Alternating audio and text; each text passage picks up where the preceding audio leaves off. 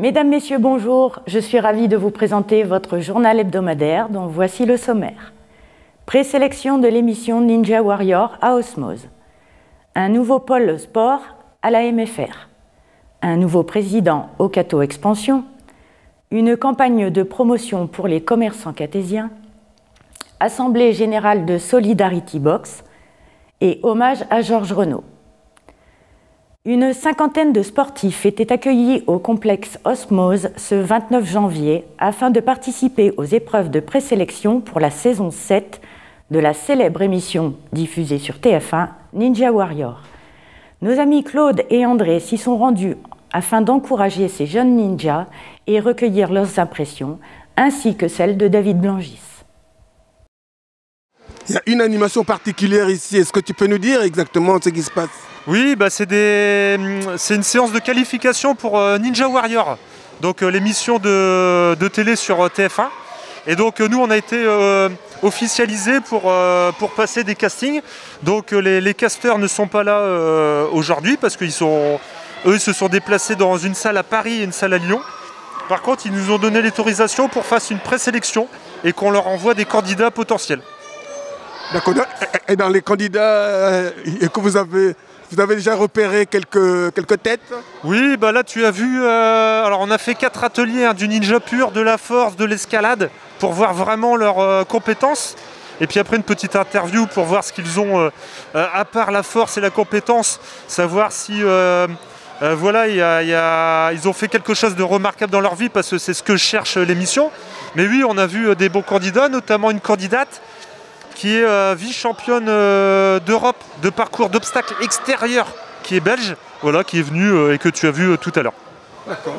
Et du point de vue participant, il y a un nombre que tu peux nous donner? Oui, c'est une cinquantaine. C'est une cinquantaine aujourd'hui, voire une soixantaine. Et des candidats qui viennent de loin, parce qu'on a Hauts-de-France, en local pas trop. Hauts-de-France, on a le plus loin, c'est de Nantes et Belgique. Et ils sont tous très chauds là. Ah oui, c'est ceux qui ils sont motivés. C'est une chance pour eux parce qu'il y a des milliers de candidatures et le fait de passer par nous, ça améliore la chance d'être retenu en fait. Mais quand on regarde, il y a plus d'hommes que de femmes. Ouais, globalement, tout à fait. Il y a quand même plus d'hommes que de femmes. Là, tu as vu, sur 50, je vais dire, il y a 10% de femmes seulement. Comme à l'émission en fait. Il n'y a pas un âge pour le faire? Non, n'importe quel âge. C'est vrai que c'est plutôt on va dire 20-30 ans. Mais André, tu pourras le faire, il n'y a pas de souci. Je pense qu'il n'y a pas beaucoup de profils comme toi. Un professionnel de la télévision, avec des origines africaines, toujours en femme. Je pense que je pourrais t'appuyer. Voilà. Il n'y a pas de problème. Bon, alors, finalement, ça commence, il n'y a qu'une séance ou bien il y aura d'autres Alors chez nous, il n'y en a qu'une. Il y en a qu'une, oui, il y en a une ce matin et une ce soir, 18h-20h. Et donc chez nous, non, il n'y aura qu'une seule journée. Ceux qui ont fait ce matin ne pourront pas revenir l'après-midi, le soir? Non, c'est que des épreuves one-shot. Donc après nous, on va faire un résumé à l'équipe de casting de TF1 pour leur dire, il y a André Biangou, il est top niveau, il faut le prendre, ou pas, il est gentil mais il faut pas le prendre, à vous de juger, hein. Et voilà, puis après ils feront leur choix. Oh, d'accord, ok. Bon, allez, en conclusion. En conclusion, c'est génial pour nous et pour les candidats. Ça leur permet d'avoir un accès à une salle assez proche finalement. Pour nous c'est top parce qu'au moins on est reconnus par les TF1 Ninja Warrior. Ils savent qu'on fait du super boulot, qu'on a une super salle, l'une des plus belles salles de France. Et la prochaine fois normalement ils vont venir. TF1 viendra chez nous. Ok. Bon alors, qu'est-ce qu'il faut vous souhaiter pour la journée?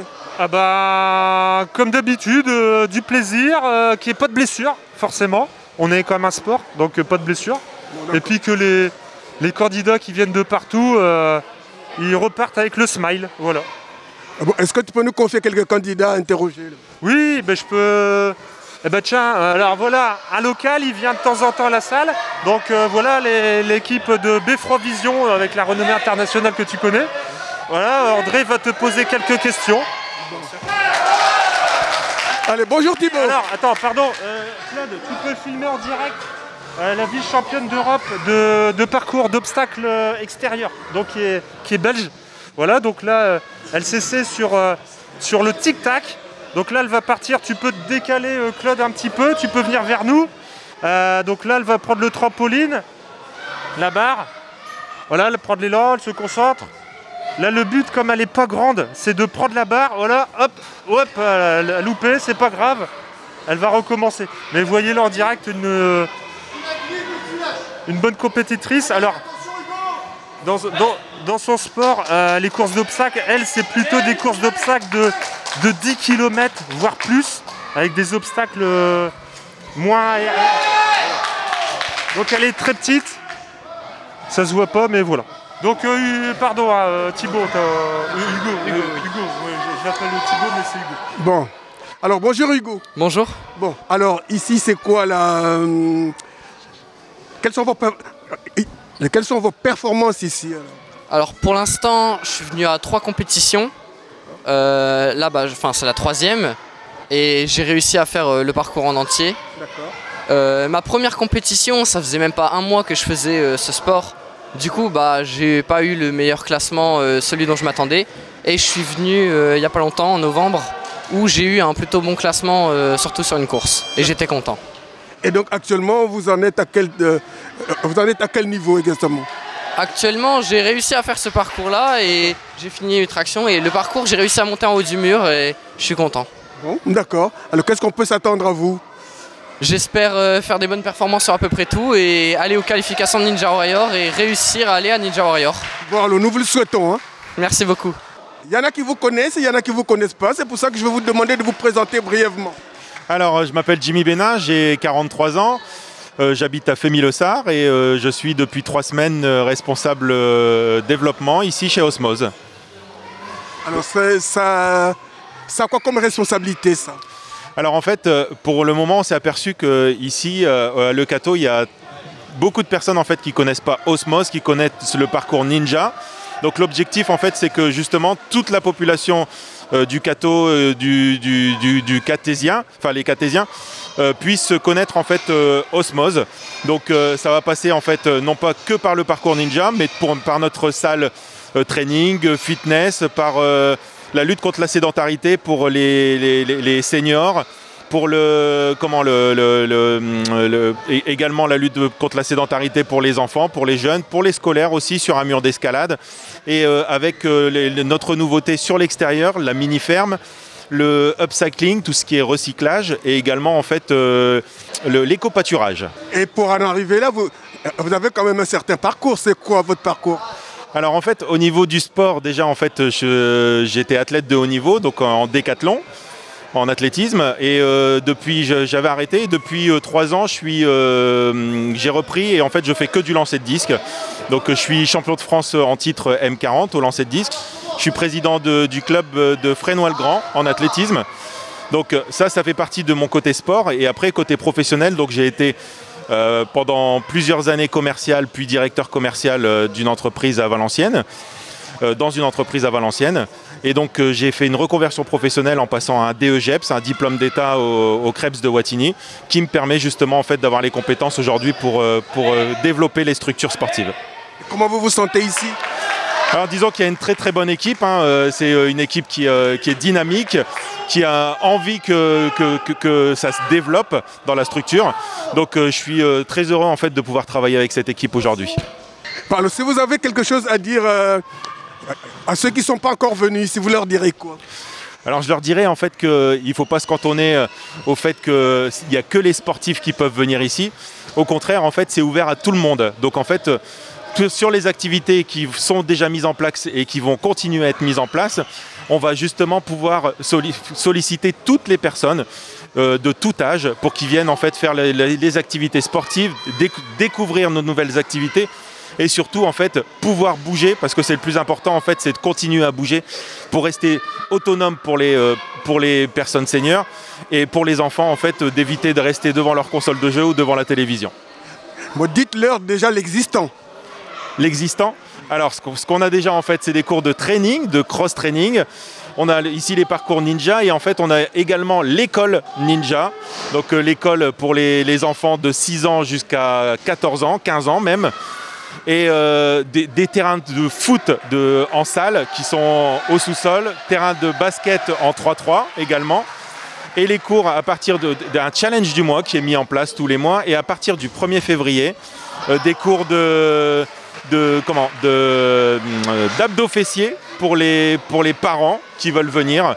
Des cours d'1 heure. Donc il y aura deux sections d'abdos fessiers par semaine. Bon, vous vous rendez compte qu'il y a training, machin et tout. Bon, tout ça c'est en anglais. Et si vous simplifiez en français, ça donnerait quoi? Alors si je simplifierais en français, c'est simplement en fait de la remise en forme et bouger pour justement avoir une fatigue physique et non pas une fatigue mentale quand on a terminé le travail. Alors, on vous remercie. Ben, c'est moi qui vous remercie. Un nouveau pôle sport a ouvert au sein de la MFR, comprenant 2 nouvelles salles de classe ainsi qu'un bureau moniteur, où la pratique du sport sera plus profitable aux élèves inscrits dans cette formation sportive. Notre ami André Biangou est allé en apprendre plus auprès du directeur Alexis Sudry et du coordinateur Éric Lefebvre. Alors bonjour monsieur le directeur. Bonjour. Bon, je vous signale que nous sommes ici à la MFR. Nous sommes venus pour savoir, il paraît qu'il y a une nouvelle structure qui a ouvert ici. Eh bien oui, déjà je suis ravi de vous recevoir comme à chaque fois. Vous étiez venu, rappelez-vous, pendant les travaux.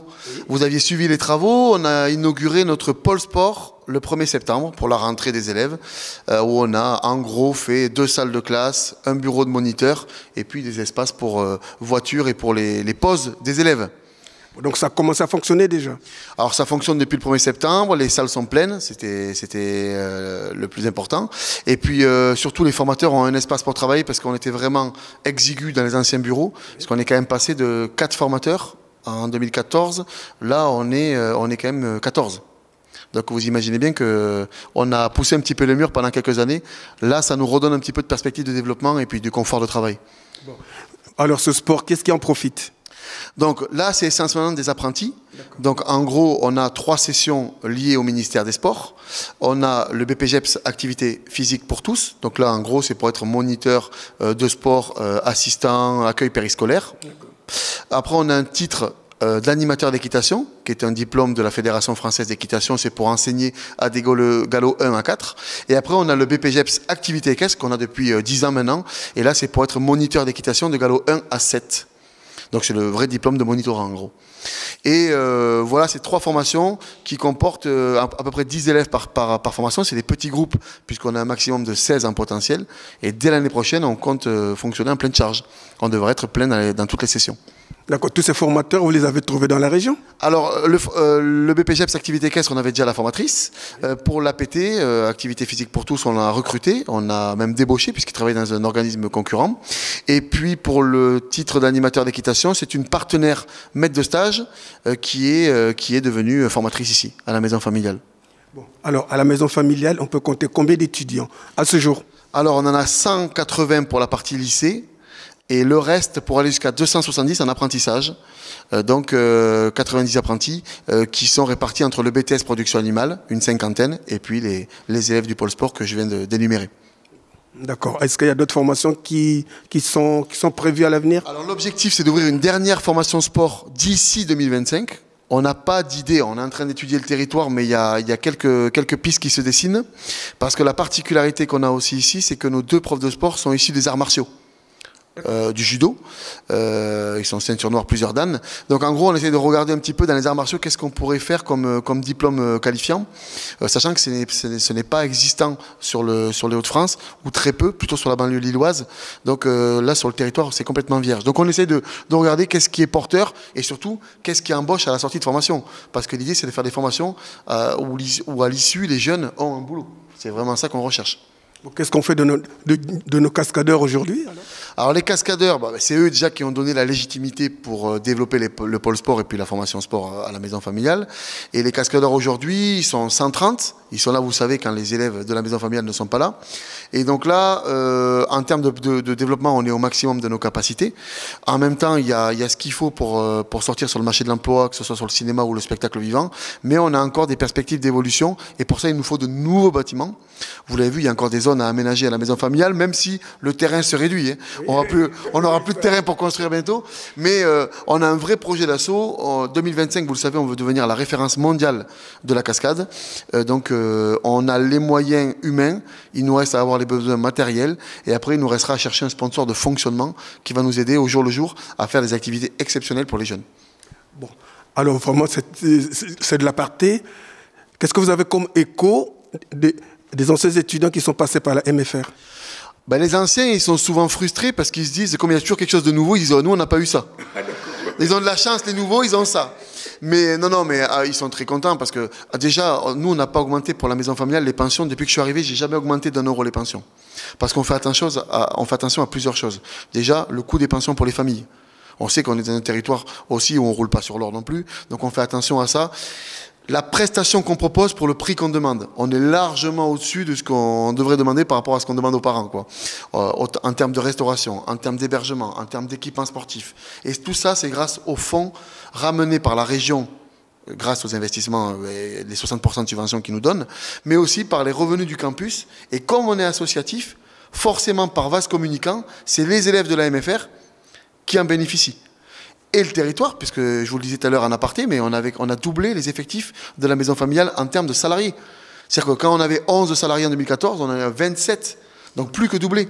Donc ça, c'est aussi du revenu qui arrive sur le territoire, qui va être dépensé chez le boulanger du coin ou chez le mécanicien. Donc c'est vraiment important pour nous de créer de l'emploi. Et en plus, c'est que des contrats longue durée. C'est des CDI ou des gens qui sont en formation, puisqu'on paye des masters et des formations pédagogiques à tous ces jeunes-là. Alors, quelle est la prochaine manifestation ici à la MFR? La prochaine manifestation, c'est la porte ouverte. Déjà des BTS, le 26 mars, et la porte ouverte globale, le 2 avril. Éric Lefebvre, qui travaille dans le diplôme activité BPGEPS, activité physique pour tous, depuis des années, puisqu'il est coordinateur de formation, il n'est pas formateur. Coordinateur, c'est au-dessus, c'est-à-dire qu'il coordonne les plannings, les plans de formation pour les jeunes. Il a été embauché, tu as commencé quand, Éric? 27 septembre. Le 27 septembre. Je vais te laisser avec André, il va te poser quelques questions. Comment tu es arrivé là? Puisqu'il est de l'Aisne. Il est venu nous rejoindre, et puis surtout fort de son expérience. Puisque Eric, il a 58 ans, il a bourlingué pas mal dans la région, dans le judo au départ, et puis après, forcément, dans le BPGEPS, activité pour tous. D'accord, nous allons passer à Eric alors. Je vais vous demander de vous présenter brièvement.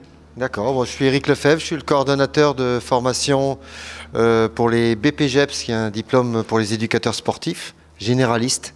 Donc on n'étudie pas de sport spécifique, mais tous les sports, on travaille sur l'initiation. L'objectif, c'est d'amener des jeunes en apprentissage à une qualification par le ministère des Sports. Et c'est aussi de permettre à ces jeunes d'intégrer le monde de l'emploi. Voilà. Donc l'outil sport, c'est un outil très pédagogique qui véhicule des valeurs, qui permet aussi aux gens de s'exprimer, travailler sur la confiance en soi, renouer avec le sentiment de compétence. Et donc on essaye un peu de transmettre tout ça à nos éducateurs. Pardon. Alors, tracez-nous un peu votre parcours. Alors moi, j'ai un parcours d'une trentaine d'années sur l'insertion des publics en difficulté. C'est-à-dire dans l'insertion socio-professionnelle, dans différents organismes de formation, où justement je travaille sur les publics vraiment éloignés de l'emploi, et on utilisait le module sport pour renouer justement avec les valeurs de l'entreprise, retravailler sur la cohésion, retravailler sur la dynamique, réapprendre à travailler ensemble, et réapprendre aussi la confiance en soi. Et l'outil sport, ça nous permettait, nous, de lever tous ces freins sociaux, avant de parler projet professionnel. J'ai aussi un parcours dans le domaine du sport. J'ai été prof de PS, éducateur sportif. Je suis prof de judo. Et donc j'ai été compétiteur aussi mes plus jeunes années. Et donc j'essaye toujours de transmettre ce que moi, le sport m'a transmis en tant qu'homme et pour ma construction personnelle. Vous êtes un grand pédagogue. Grand, je ne sais pas, j'essaie de l'être. Bon, alors, quels sont vos projets ici? Alors, les projets, ce seraient des projets de développement, puisque c'est la première fois qu'on développe un BPGEPS APT. Et l'idée, c'est de fidéliser, de développer. Donc, on a mis en place avec l'équipe. On a vraiment une équipe très soudée et très dynamique où on travaille sur du partenariat. On travaille aussi sur à se faire connaître. Donc on implique aussi nos éducateurs ou futurs éducateurs à être acteurs de leur formation. Donc c'est vraiment l'idée qui viennent nous épauler, le bouche à oreille, la communication. Aujourd'hui, je veux dire, ça fait partie aussi des projets. Et tout ce réseau que l'on doit mettre en place pour pérenniser dans les années à venir. Alors, quels sont qu'est-ce que vous attendez de vos étudiants? Qui s'épanouissent. Qu'ils prennent plaisir à travailler dans ce secteur, parce que c'est plutôt il faut avoir la fibre et les tripes, c'est pas économique essentiellement, et surtout que nous on soit vraiment des relais et qu'ils n'aient pas perdu leur temps. Quelles valeurs vous entendez leur inculquer ici? L'adaptabilité, la remise en question et l'humilité. Voilà. Bon. Merci Eric. Merci à vous. Pour un moment, nous repasserons. Voilà, en tout cas, c'est une très bonne affaire, ce n'était pas prévu, mais nous sommes tombés sur des acteurs qui vont animer ici. Et puis, bon, je pense que monsieur le directeur, il en est content. On est très content de l'arrivée d'Eric, bon, déjà de son expérience. Et puis, les valeurs du judo, c'est toujours des valeurs qui sont importantes dans le respect du maître. Donc, on peut associer ça au respect du professeur. C'est quand même des valeurs qui se perdent, quand même, que ce soit en éducation nationale ou dans le privé. Donc, on veut remettre ça au cœur du métier pour nous. Et surtout ici, Eric, il sait que pour se développer, il n'y a pas de problème de moyens. Tous les moyens matériels, il les a. Là, maintenant, c'est vraiment qu'un problème de communication et de se faire reconnaître par du travail bien fait. Donc maintenant, ça dépend que de nous. On n'a pas d'excuses sur les moyens. Maintenant, c'est vraiment sur ce qu'on met en place avec nos jeunes et c'est comme ça qu'on va se faire reconnaître. Alors, en conclusion?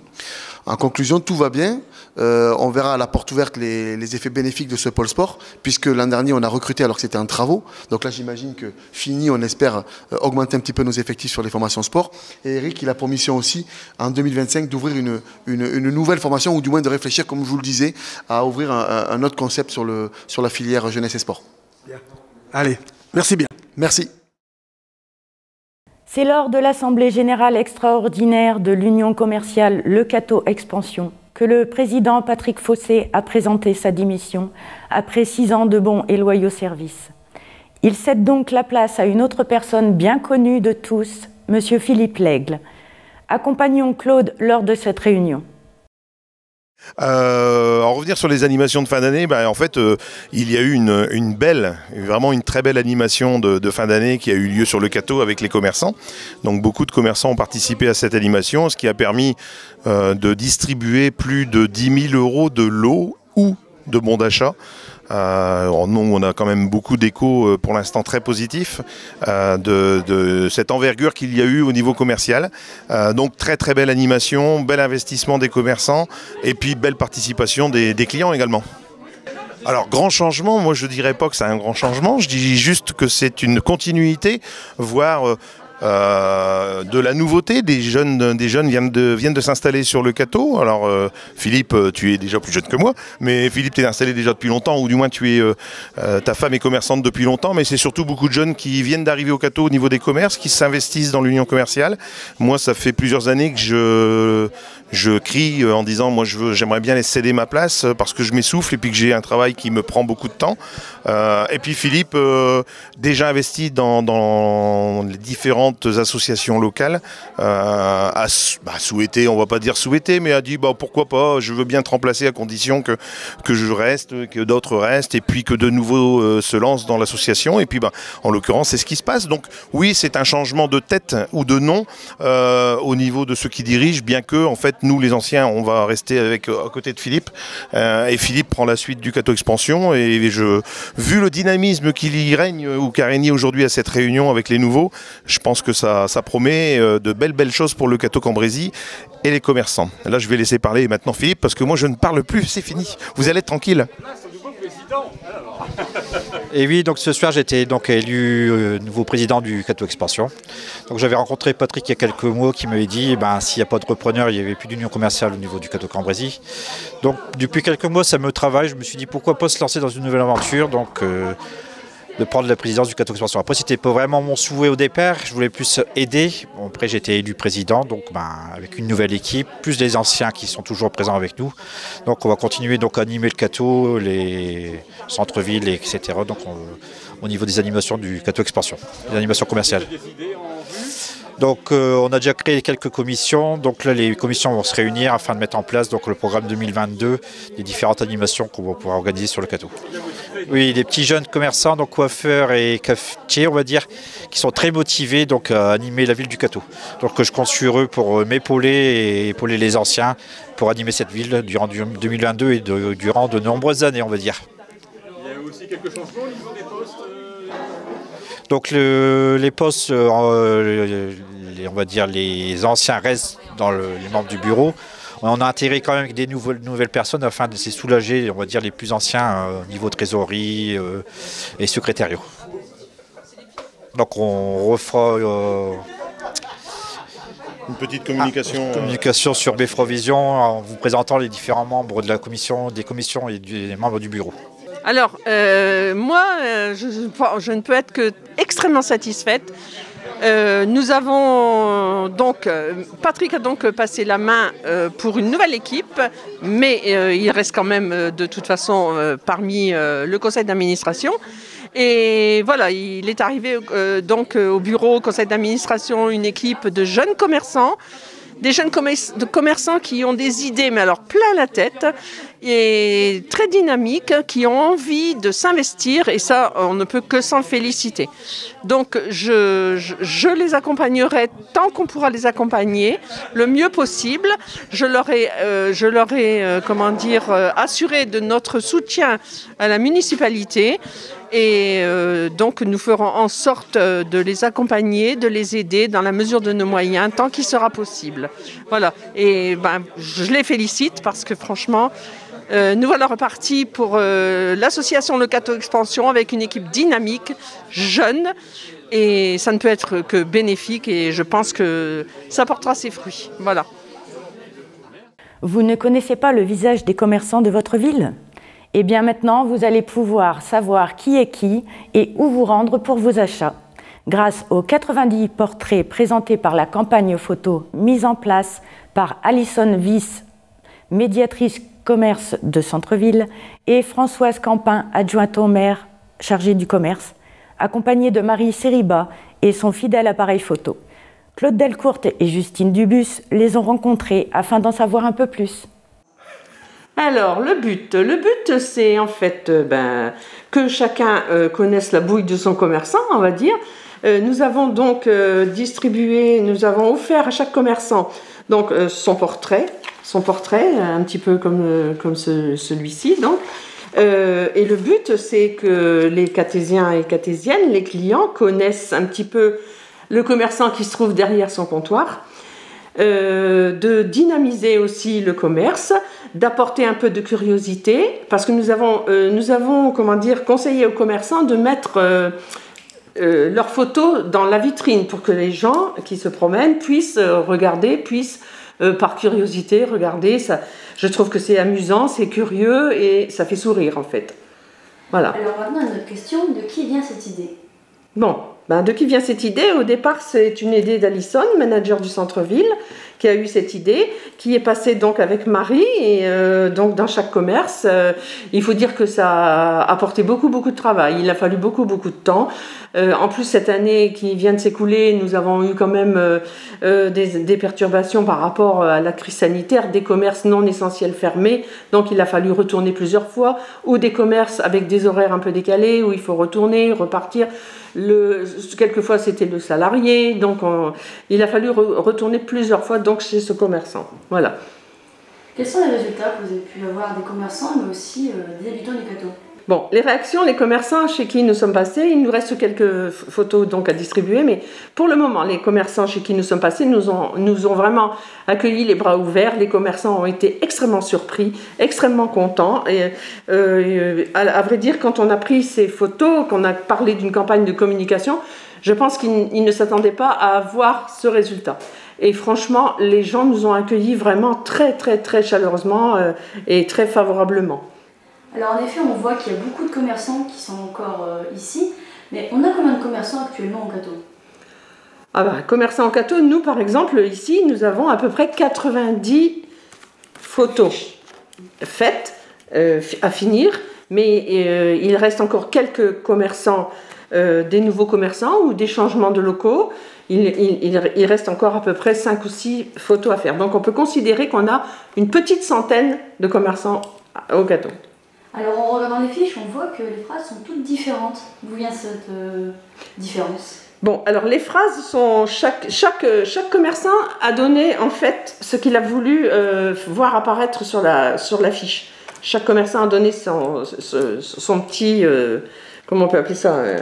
Sa particularité. La particularité, voilà, qu'il a voulu faire apparaître sur la fiche. Par exemple, je veux du jambon, je vais chez Patrick. Je veux des bonnes frites, je vais à tel endroit, voilà. Alors, est-ce qu'il y a d'autres actions qui ont été menées en dehors de celles-ci, et quelles sont peut-être celles qui vont revenir ou qui vont arriver bientôt? Les actions menées, pour le moment, on sort tout juste un peu des difficultés du Covid, de la crise. On a quand même eu beaucoup de contraintes et on n'a pas fait vraiment de gros projets. Maintenant, on va s'atteler à... Je vais peut-être passer la parole à Alison qui va expliquer durant cette année ce qu'on va pouvoir apporter en fait pour dynamiser le commerce. Voilà, Alison, si tu veux bien un petit mot. Oui. Au vu du dynamisme qui règne en ce moment sur le Cateau avec les ouvertures de commerce, je pense que cette année sera sous le signe des actions, des animations commerciales pour créer un flux dans le centre-ville, ce qui est très important pour maintenir nos commerces et que ça continue de grandir. Est-ce qu'on pourrait parler un petit peu de vous? Parce que la personne qui se trouve à côté de vous, on la connaît, les Catésiens la connaissent, mais vous, on vous connaît très peu. Est-ce qu'on pourrait parler de vous, s'il vous plaît? Oui. Qu'est-ce que vous voulez savoir? Votre parcours, les études... Alors, non, le rôle... Mon rôle, donc, c'est tout ce qui concerne le commerce de centre-ville. Donc, je suis là pour tout ce qui est locaux vacants, les aides, les animations commerciales, et puis tout ce qui peut être en lien avec le commerce. Dès que je peux donner mon aide à un commerçant, je le fais. Voilà. On constate depuis quelques années que le Cateau reprend de plus en plus de commerçants. À venir, il y en aura encore d'autres? Alors, je vais peut-être reprendre la parole. Oui, alors, on peut dire que nous sommes très satisfaits, nous sommes très optimistes par rapport au commerce catésien. Le commerce catésien qui prend son envol, on va dire, parce que nous avons beaucoup de commerçants qui ont souhaité prendre la retraite et ces commerces vont être repris par des jeunes, donc ça va relancer le commerce de ce côté-là. Nous avons des cellules commerciales, nous avons des anciens commerces dont le rideau était baissé depuis des années, qui maintenant voient donc l'ouverture de nouveaux commerces. Pareil, ce sera des nouveaux commerçants. En fait, on a beaucoup travaillé ces 2 dernières années. On a beaucoup travaillé en fait en faveur du dynamisme du commerce. On a apporté beaucoup d'aides communales, des aides de la CA2C. Donc je pense que on voit maintenant apparaître les fruits du travail qui a été fait en amont. Pour vous, quel serait le summum de cette mission, le résultat que vous espérez le plus? Hormis peut-être redynamiser, mais aussi attirer peut-être plus de commerçants à venir au Cateau. L'idéal, ça serait de ne plus avoir de locaux vacants, mais c'est surtout que les commerçants restent et prospèrent, ouais. Ouais, voilà.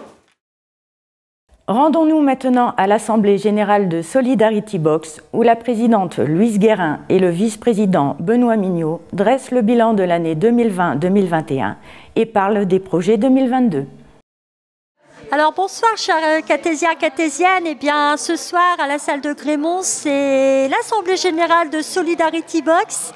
Donc on a retracé les 2 exercices de 2020-2021 pour enfin faire le point de nos finances et puis les activités réalisées durant ces 2 dernières années. En 2021, il y a eu deux moments forts, donc la brocante du 18 juillet à l'Esplanade de Montplaisir et aussi en décembre avec notre bourse aux jouets qui a eu lieu à la salle Jules Mériot.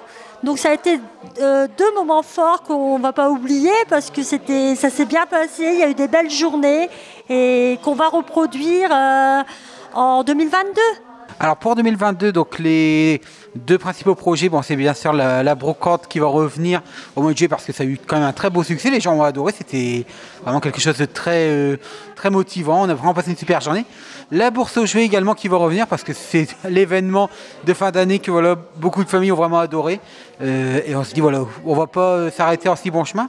Et également donc sur les nouveaux événements qui vont arriver, on se pose la question justement d'un nouveau jeu donc qui va plutôt s'intéresser pour les familles, petits et grands qui sont fans de Disney. Voilà, l'idée c'est de partir sur un jeu Disney, quiz, chanson, danse. On est en train de voir comment on va s'organiser et surtout si les conditions sanitaires le permettent. Mais voilà, ce sera plutôt un jeu qui va réunir tous les habitants dans une salle et auquel on va jouer à Disney. Voilà, pour une soirée. Mais comment ça va se dérouler, on ne sait pas encore, on ne sait pas encore quand. Mais voilà, c'est en réflexion. C'est quand même impressionnant de voir que Solidarity Box, on nous connaît dans la Vénois, on nous connaît sur Aulnoy-Emery, sur Maubeuge, sur Valenciennes, sur Corbray. Voilà, on est quand même bien connus sur le territoire, ce qui est quand même assez impressionnant, parce qu'on ne pensait pas qu'on était connus aussi loin. Moi qui travaille sur Valenciennes, Joan Réunion, on me parle de Louise Guérin. Je suis assez impressionné de voir voilà, comment le parcours se développe. D'ailleurs, aujourd'hui, l'association, enfin Louise, aide un groupe de femmes du Valenciennois à monter leur propre giftbox. Donc voilà, donc on se pose également la question de développer des projets pour l'extérieur. Voilà, sur la Vénois, sur le Valenciennois, sur Corbray, peut-être sur Caudry, on verra. Enfin bref, c'est... Voilà, j'allais dire, on se pose la réflexion, voilà, puisqu'on a l'opportunité, autant surfer sur l'opportunité pour nous développer. La giftbox, on l'a volée ? Non, on l'a pas volée ? Non, on l'a pas volée. On n'a pas volé la giftbox, mais elle a disparu. Non, on ne nous l'a pas volée. Non, elle n'est pas finie, elle n'est pas fermée définitivement. Elle est juste partie en réparation, donc ça sera réouvert prochainement. Vous serez informés via les réseaux sociaux, La Voix du Nord, Beffroi Vision. Donc vous serez au courant de tout. Où est-elle la giftbox ? Donc il faudra patienter pour connaître la réponse. Je vais profiter un petit peu que je suis dans la chaîne locale pour dire Solidarity Box recrute des bénévoles volontaires impliqués dans la vie associative. Alors si vous souhaitez faire partie de l'aventure de Solidarity Box, n'hésitez pas à nous contacter au 06 45 89 94 52 et puis on vous donnera toutes les informations si vous voulez intégrer notre aventure. Eh bien, merci à tous les deux. Merci, bonne soirée. Georges Renaud avait participé à la création de votre chaîne préférée Beffroi Vision et avait également sa rubrique régulière Tous au jardin. Nous tenions à lui rendre hommage par ces images. Georges Renaud vient de nous quitter à l'âge de 84 ans. Retraité d'EDF, il était également ancien combattant d'AFN. Il était un des pionniers à la création de Beffroi Vision. Dès la 2e semaine de diffusion des émissions, il alimentait la rubrique Tous au jardin. Fou de jardinage, il aimait partager sa passion avec les téléspectateurs. Il était spécialiste de la taille des arbres et des greffes. L'équipe de Beffroi Vision présente toutes ses condoléances à sa famille et à ses proches.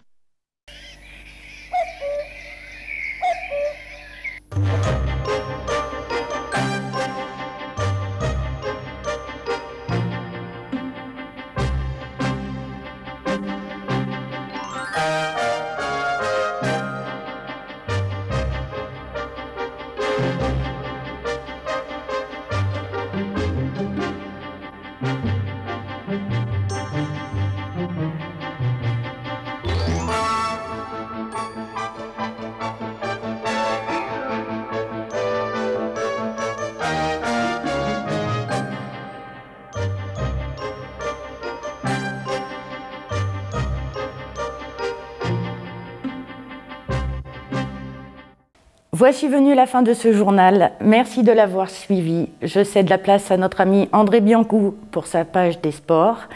Je vous souhaite une belle semaine. À bientôt. Prenez soin de vous.